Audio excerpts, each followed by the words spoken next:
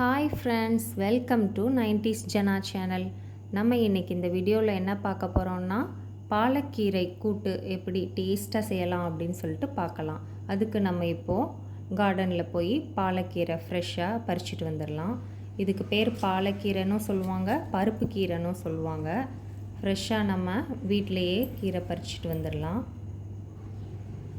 இந்த கீரை நிறைய நன்மைகள் இருக்குது. இந்த கீரையில் கண் பார்வையை மேம்படுத்துறதுக்கும்,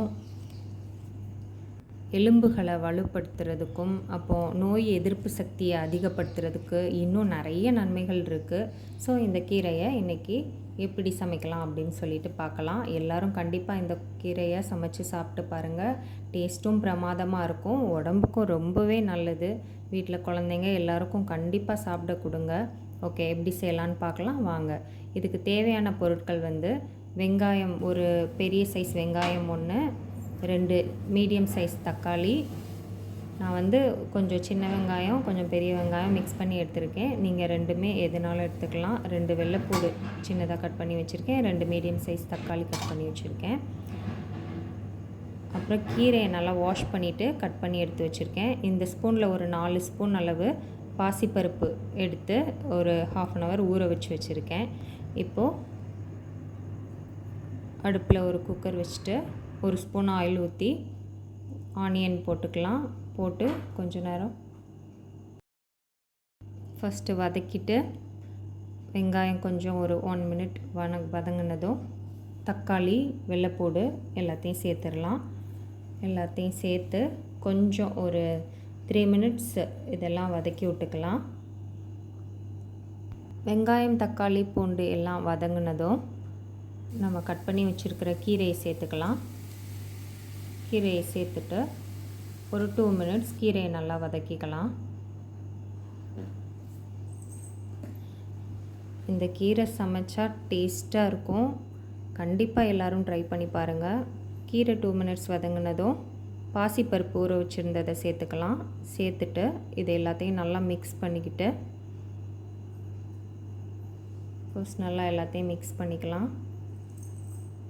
அப்புறம் தேவையான மசால் பொடியெல்லாம் சேர்த்துக்கலாம். 1/2 ஸ்பூன் மஞ்சள் தூள், 1/2 ஸ்பூன் மிளகாய் தூள், 1/2 ஸ்பூனுக்கும் கொஞ்சம் கம்மியாக சீரகத்தூள், 1/2 ஸ்பூன் கொத்தமல்லி தூள் எல்லாம் சேர்த்துட்டு நல்லா மிக்ஸ் பண்ணிக்கலாம். இப்போது தேவையான அளவு உப்பு சேர்த்துக்கலாம். நான் ஒரு 1/2 ஸ்பூன் உப்பு சேர்த்துருக்கேன். தேவையான அளவு தண்ணி சேர்த்துக்கலாம். நான் ஒரு பெரிய டம்ளர் ஃபுல்லாக தண்ணி சேர்த்துருக்கேன். பாசிப்பருப்பு நம்ம ஃபஸ்ட்டே வேக வைக்கலை, அதனால் அதுக்கேற்ற மாதிரி கொஞ்சம் அதிகமாக தண்ணி சேர்த்துக்கணும்.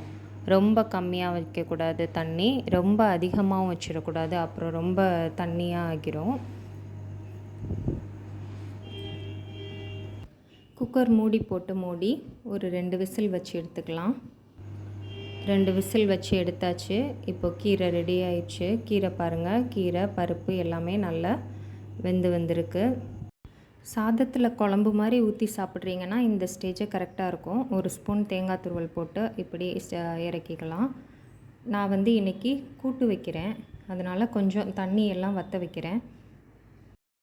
இது கொஞ்சம் தண்ணி வற்றுற நேரத்தில் நம்ம தாளிப்பு ரெடி பண்ணிடலாம். அதுக்கு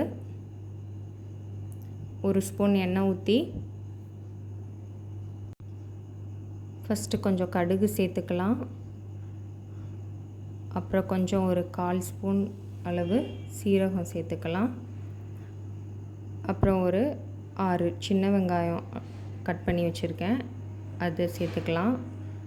ஒரு வத்தல் கிள்ளி போட்டுக்கலாம். கொஞ்சம் கருவேப்பிலை போட்டுக்கலாம். போட்டு நல்லா வதக்கிட்டு கொஞ்சமாக பெருங்காயத்தூள் போட்டுக்கலாம். போட்டுட்டு நல்லா மிக்ஸ் பண்ணிவிட்டு தாளிப்பை கீரையில் எடுத்து சேர்த்துக்கலாம்.